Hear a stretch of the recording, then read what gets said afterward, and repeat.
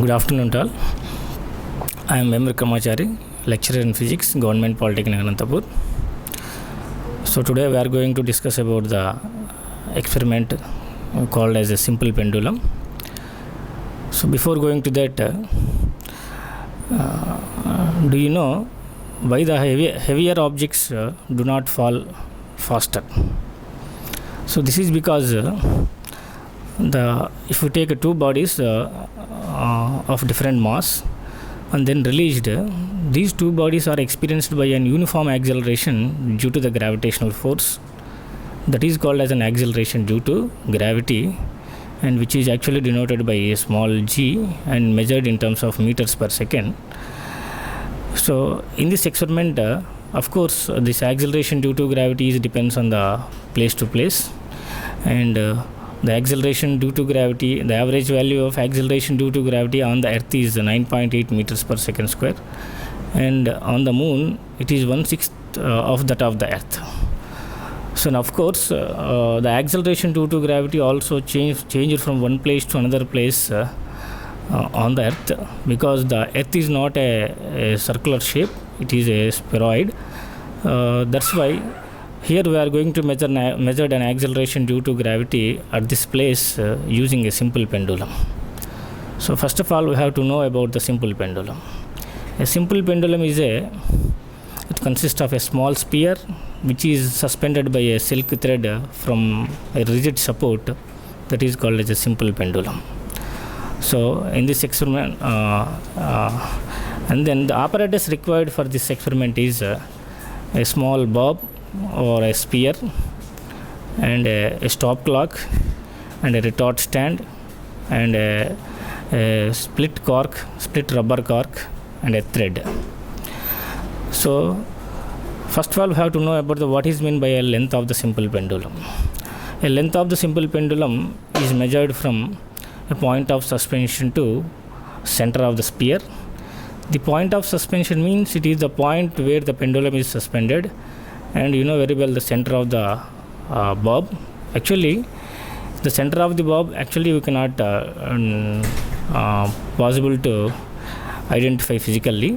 So that's why first measure the diameter of bob by using vernier calipers. From that, measure the radius and take length from point of suspension to bottom of the bob, and then subtract the radius from the length which is taken from point of suspension to bottom of the bob. Then you will get the length of the simple pendulum L.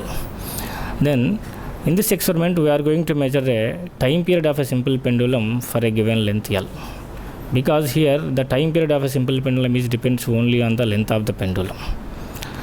So then construct a simple pendulum for a given length, that is say 40 centimeters, and then a simple pendulum is pulled aside and then released. Then the simple pendulum starts oscillations. So then measure a time for any 20 oscillations with the help of a stop clock. So one oscillation means so the pendulum starts from mean position and then go for one extreme position and then go another extreme position and then reach the mean position. That is called as one oscillation. The time period means the time taken by a pendulum to complete one oscillation. So in this experiment, we are going to by using a stop clock. This is not it is an analog clock, so it is impossible to measure the time for one oscillation. So instead of that, measure time for 20 oscillations, and then from which we calculate time for one oscillation. So then pendulum pulled aside and then released, then it starts oscillations, and start the stop clock and measure the time for 20 oscillations.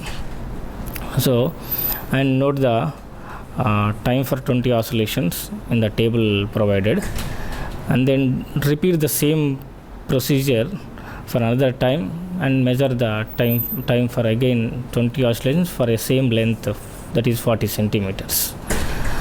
So from which then calculate the mean time, and then that is from the two trials, In the meantime, from which we calculate the time for time for one oscillation, that is t equal to average time, mean time by 20, then you will get time for one oscillation.